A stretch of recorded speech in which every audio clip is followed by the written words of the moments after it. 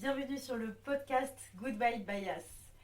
On se retrouve pour la mini-série Glow Up Responsable. 4 épisodes avec la fondatrice de Revalorise et son équipe pour parler cosmétique, gaspillage, bien-être holistique et écologie.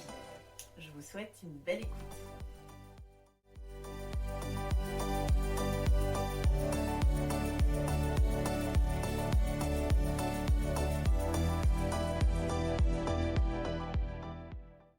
Aujourd'hui, je retrouve Alexandrine pour continuer dans la série de ce mini-podcast.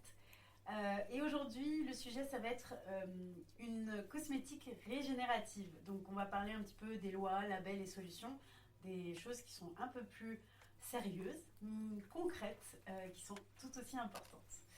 Donc, Alexandrine, sur ce sujet-là, il y a des choses peut-être aussi qui pour toi sont importantes par rapport à Revalorise. Oui, tout à fait. Il y a une date qui est importante à noter, c'est celle du mois de janvier en fait 2024, via la loi AGEC, anti-gaspillage pour une économie circulaire. Donc une loi qui vise désormais l'interdiction en fait de détruire les produits non alimentaires pour les fabricants.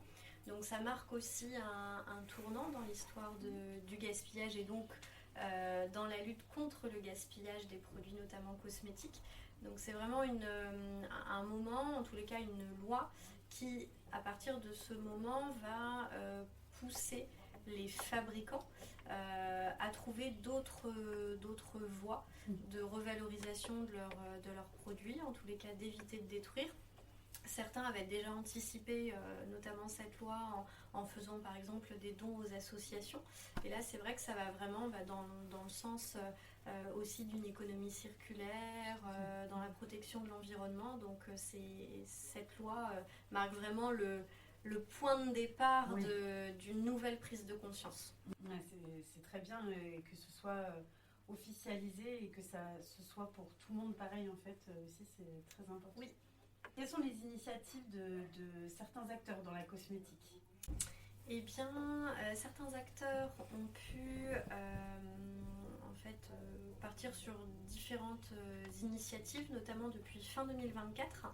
On a vu pour de gros acteurs dans la cosmétique le retour de la consigne, notamment sur des pots en verre. Donc concrètement, comment ça se passe ? On demande à la consommatrice, au consommateur, de revenir une fois que le pot est vide pour redéposer à la boutique physique par exemple.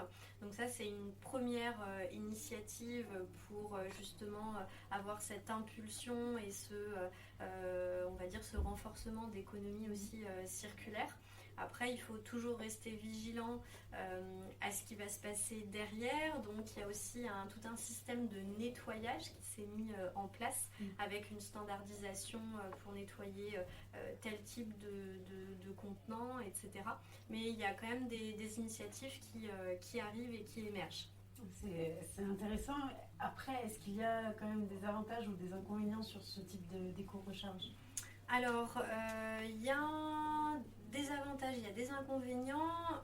Pourquoi spécifiquement par rapport aux éco-recharges ?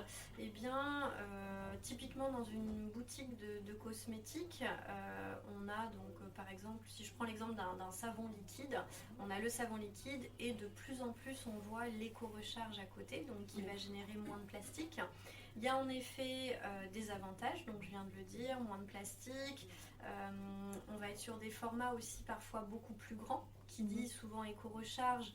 Sur du savon liquide, on va partir par exemple sur du 1 litre. Et il y a cependant quelques inconvénients, ou en tous les cas, points de vigilance à avoir. C'est notamment sur le développement bactériologique. Donc ça, il faut faire attention.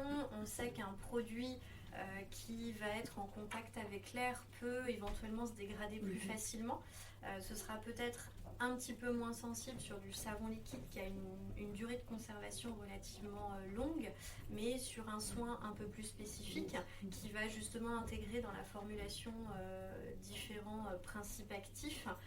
Dès que le produit va être en contact avec l'air, ça peut en fait dégrader un petit peu plus rapidement le produit. Donc il y a des avantages à nuancer aussi avec les éventuels inconvénients ou points de vigilance à avoir. Après, on sait que malgré tout, en fait, l'univers du plastique reste quand même assez innovant.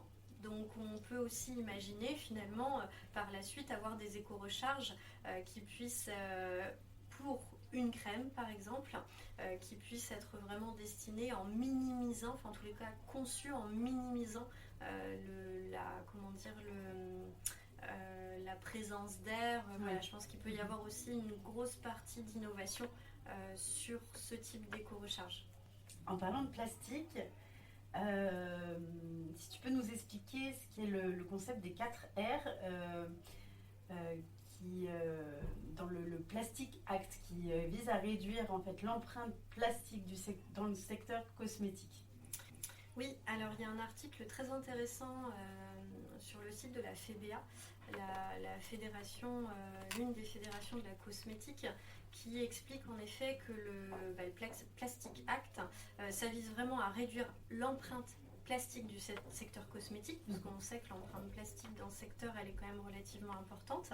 Et les 4 R qui sont cités dans ce Plastic Act, ça va être donc la réduction, donc réduire, réemployer, réincorporer et recycler. En effet, l'idée étant de pouvoir réduire à hauteur de 15% le plastique, l'idée étant de pouvoir réemployer à hauteur de 20% le plastique, l'idée étant aussi de réincorporer à hauteur de 25% le plastique, et puis à terme surtout de recycler 100% du plastique utilisé pour la cosmétique. Très bien. Et est-ce qu'il y a certaines marques qui s'engagent vers ce genre de cosmétique un peu régénérative? Tout à fait. On a vu émerger il y a, je dirais, 3 ans maintenant, une marque qui me vient facilement en tête, puisque c'est une de nos marques partenaires, qui n'utilise pas de plastique dans ses contenants. On est sur une marque surtout de maquillage, qui va utiliser notamment des contenants qui sont 100% biodégradables, qui ont aussi un design vraiment qui pousse à cette je dirais, cosmétique régénérative, et c'est d'ailleurs comme ça qu'ils mettent aussi en avant, on va dire, leurs valeurs avec cette notion holistique. Donc c'est un des premiers acteurs qui est porté à ma connaissance, qui va justement vers ce schéma de zéro plastique et donc de cette beauté finalement régénérative. Et est-ce que ça fait partie des marques un petit peu que tu as envie de mettre aussi en avant dans les paniers surprises de Revalorise? Oui, tout à fait, parce que ce type de marque en fait partage bien évidemment nos valeurs, et on a pu se rendre compte auprès de nos premières consommatrices. On s'est en fait imprégné de leur retour, et en effet le retour c'est je ne connaissais pas cette marque qui présente en fait un packaging de très haute qualité, un produit de très haute qualité. Donc on est sur 2 aspects qualitatifs similaires, que ce soit pour le contenant et pour le contenu, ce qui est aussi important. Et à la fois sur le contenu, c'est quelque chose que les marques ont déjà commencé à faire, mais sur le contenant, il y avait parfois un petit gap entre ce qui était proposé, le produit lui-même en termes de formule, et finalement dans quoi il était contenu. Et là, ça lie les deux. Et donc en fait, pour nous, c'est aussi une originalité supplémentaire, mais avec beaucoup de valeurs qui orbitent tout ça autour. Donc c'est important pour revaloriser. Oui. Merci beaucoup Alexandrine, et à ton équipe aussi qui a participé à cette petite parenthèse de podcast avec cette mini-série. Je suis vraiment ravie d'avoir accueilli toi et les filles là-dessus. Merci à toi. Vraiment, c'était un plaisir d'échanger là-dessus. Je trouve que c'était intéressant de pouvoir aborder un sujet qui nous touche tous, même si peut-être certaines personnes ne se sentent pas concernées par la cosmétique comme on l'entend, on va dire, dans le langage plus familier, on pense tout de suite à maquillage ou seulement aux soins, mais en fait c'est vraiment, ça s'étend sur plein de choses, et puis surtout de savoir tous ces coulisses aussi derrière, ce que ça engendre au niveau planétaire certes, mais aussi dans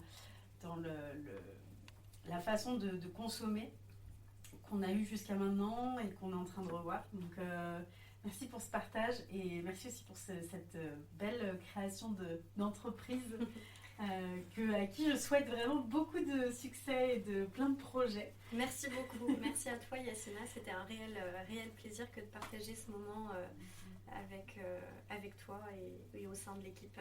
Merci.